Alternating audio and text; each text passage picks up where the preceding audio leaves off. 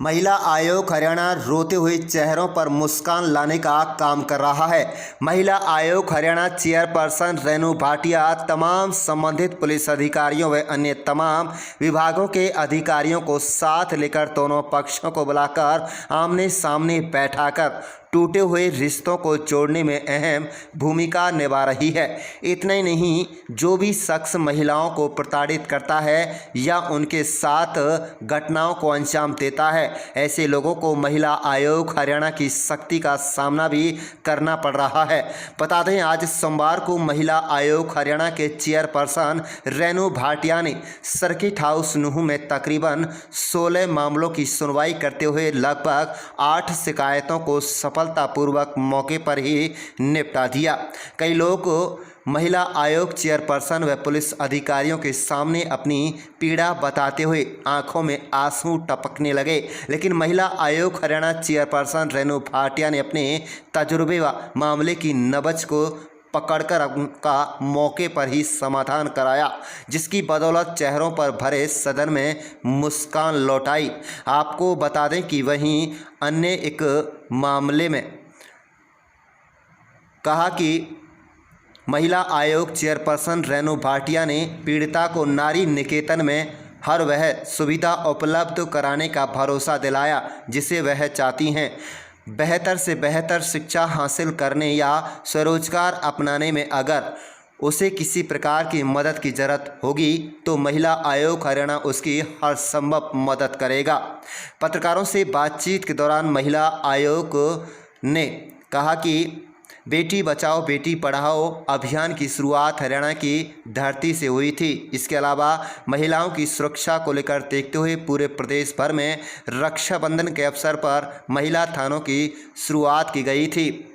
वहीं आपको बता दें कि रेणु भाटिया ने कहा कि कुल मिलाकर महिलाओं की सुरक्षा को लेकर महिला आयोग हरियाणा पूरी तरह से तत्पर है। उनके पास आने वाली शिकायतों का निष्पक्ष व त्वरित निपटारा किया जाए, इसके लिए हर जिले में महिला आयोग हरियाणा की टीम जा रही है और मौके पर दोनों पक्षों के साथ साथ अधिकारियों की मौजूदगी में सुनवाई की जाती है, जिसके सार्थक परिणाम सामने आ रहे हैं। कुल मिलाकर महिला आयोग हरियाणा की कमान जब से चेयरपर्सन रेणु भाटिया के हाथों में आई है, तब से कामकाज में तेजी देखने को मिल रही है और पीड़ित महिलाओं के साथ साथ उनके परिवारों के चेहरों पर रौनक देखने को मिल रही है।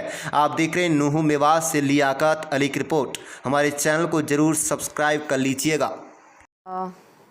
सबसे पहले मैं नूंह वासियों को नमस्कार करती हूं और आज के इस महिला आयोग की सुनवाई कार्यक्रम में हमने सभी का स्वागत किया था और हमारे पास लगभग 16 मामले रजिस्टर हुए थे जो हम पंचकुला से लेकर आए हैं। बावजूद इसके 2-3 रैंडम मामले आए हैं। समय के अनुसार यदि वो हल होने लायक तुरंत हुए तो हम उनको यहीं पर हल करेंगे। और 16 में से मेरे ख्याल से 8 या 9 मामले ऑन द स्पॉट हमने क्लियर किए हैं, जैसे राजीनामे के, पति पत्नी के मिलान के, इस तरह से कई मामले सामने आए थे, वो हल हुए हैं। महिला आयोग का ये प्रयास रहता है कि हम जिस भी ज़िले में जाएं वहाँ के मामले लेकर हम हाथ के हाथ ख़त्म करने की कोशिश करें। केवल वो मामले रह जाते हैं जहाँ दोनों पार्टियाँ राज़ी नहीं हो पाती या उनकी अभी कोई बयान रहते हैं या उनके कोई सबूत रहते हैं, तो वो मामला हम एक बार और री इंक्वायरी के लिए या रिकन्सिडरेशन के लिए दे देते हैं। इसके अतिरिक्त कुछ कोर्ट में चले जाते हैं, पेंडिंग होते हैं कोर्ट में, लेकिन लोग हमसे ऑन द स्पॉट क्लियर कराना चाहते हैं तो हम उन मामलों को भी कंसिडर करते हैं। तो इस तरह के मामले पेंडिंग में रह जाते हैं। अदरवाइज़ प्रयास रहता है कि अधिक से अधिक मामले ख़त्म हों, क्योंकि हम लोग सभी अफसर मौके पर बुलाते हैं। जिस भी केस का हमारे पास रजिस्ट्रेशन होता है, रजिस्टर हुआ होता है, उनके हम IOs, SHOs, ACPs, DCPs सबको बुलाते हैं मौके पर। बहुत सारे केसेस ऐसे होते हैं जिनमें SPs भी इन्वॉल्व होते हैं, तो उनको भी हम बुलाते हैं। तो प्रयास रहता है सब मामले हम टाइम पे ख़त्म करें। तो आज री इन्वेस्टिगेशन की ज़रूरत पड़ती है, क्योंकि जब हम कोई फैसला देने लगते हैं तो ऑपोजिट पार्टी उस फैसले पर कई बार राज़ी नहीं होती या कोई नया क्लू निकल कर आता है। तो मुझे ऐसे लगता है ऐसे फैसलों में जल्दबाजी करने से बेहतर है कि हम एक और री इंक्वायरी डाल दें। समय ज़रूर और बढ़ेगा, लेकिन फैसला निश्चित तौर पर सही के पक्ष में होगा। माननीय मोदी जी भी इस बात को कहते हैं कि गुनहगार बेशक बच जाए पर बेगुनाह को सज़ा ना हो, ये हमारा प्रयास रहता है।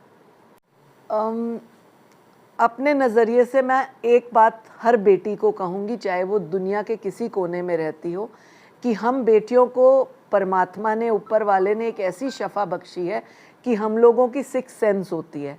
हम लोग कोशिश करें कि कोई भी ऐसा मामला ना आए जिसमें हमें नीचा देखना पड़े। हम कभी ये नहीं कहेंगे कि बेटियों को हर चीज़ को बर्दाश्त करना है, लेकिन हम ये भी कभी नहीं कहेंगे कि बेटियां नाजायज़ करें। तो इसलिए अपनी लाइफ को, अपने अधिकारों को और अपने सम्मान को बैलेंस करके हम चलें। मुझे लगता है हर बेटी ताकतवर होगी। यदि हम बेटियां अधिकार की बात करते हैं तो हमें अपने फ़र्ज़ को भी समझना होगा। जिस दिन हम अपने फ़र्ज़ के प्रति जागरूक हो जाएंगे, हमें अधिकार लेने की आवश्यकता ही नहीं पड़ेगी, हमें अपना अधिकार स्वयं ही मिलेगा। तो हर बेटी को ऐसी मजबूती करनी है कि फ़र्ज़ के साथ साथ अधिकार को समझें और अधिकारों की डिमांड के साथ साथ अपने फ़र्ज़ों को निभाएं। मैंने जब ज्वाइन किया था तो आप जैसे मीडिया के भाई जो मुझे उस टाइम कवर कर रहे थे, मैंने तब भी एक ही बात कही थी हरियाणा पुलिस के लिए कि माननीय मुख्यमंत्री जी ने, माननीय प्रधानमंत्री जी ने जनवरी में पानीपत से बेटी बचाओ बेटी पढ़ाओ अभियान और महिला थानों की शुरुआत इसी सोच के साथ की थी कि हर बेटी का सहयोग हो, मदद हो। और पुलिस से बार बार हम एक ही बात कहते रहे कि बेटियों का सम्मान हमने करना है, कराना है। जहाँ पर भी कहीं पिन पॉइंट आता है कि पुलिस ने सहयोग नहीं किया, पुलिस अधिकारी सुनते नहीं, वहाँ पर हम बैठे हैं उस बात को सुलझाने के लिए। बहुत जगह ऐसा पाया जाता है कि अधिकारी की गलती होती है, बहुत जगह ऐसा भी पाया जाता है कि कई बार दो पक्षों की सुनवाई ठीक से ना हो पाने के कारण या हल ना निकल पाने के कारण एक दूसरे पर इल्ज़ाम आते हैं। तो बार बार हम पुलिस से यही बात कहते हैं कि पुलिस और प्रशासन और आयोग ये एक ऐसी कड़ी है जो पब्लिक के लिए बनी है, और पब्लिक की जो है बात को हम निश्चित तौर पर सोबर तरीके से हल करें, ये हमारा एक फ़र्ज़ होना चाहिए। उस फ़र्ज़ को हम सभी लोग बखूबी निभाएं, यही पुलिस से भी हमारी डिमांड रहती है। देखिए, कई बार कई महिलाएं केसेस में ऐसी आ जाती हैं जिनको कोई गलत बहला फुसलाकर भगा के ले आया होता है, दूसरे राज्यों से होती हैं, या किसी के साथ फिजिकल उत्पीड़न हुआ होता है, वो दूसरे स्थानों से होती हैं, या अपने घर नहीं जा पाती, या कोई उनको लेने नहीं आया होता। तो ऐसे में केंद्र सरकार के स्तर पर वन स्टॉप सेंटर्स पूरे देश में बने हैं। इसी प्रकार हरियाणा के हर ज़िले में वन स्टॉप सेंटर है। वन स्टॉप सेंटर एक ऐसा स्थान है जहां पूरा एक स्टाफ है, महिला अधिकारी होती है और अन्य स्टाफ होता है, उनको वहां खाना पीना रहने की सुविधा पूरी दी जाती है।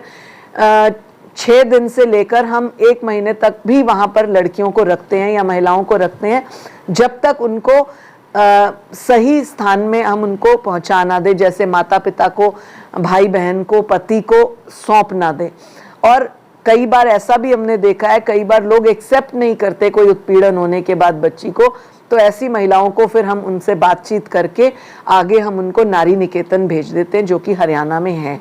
इसी प्रकार का जो आज का केस आया, एक 19 वर्षीय बेटी का जिसकी माँ नहीं है और वो उत्पीड़ित है, राजी नहीं थी, उसको हमने नारी निकेतन भेजने का सुझाव दिया है और उसे कहा है कि वो अपनी मर्जी से, खुशी से इस तरह से ये बात अगर एक्सेप्ट करती है तो हम उसे भेजने को तैयार हैं। वो जहां आगे पढ़ना चाहे, जो आगे काम करना चाहे, उसके लिए भी सरकार और आयोग उसका पूरा साथ देगा।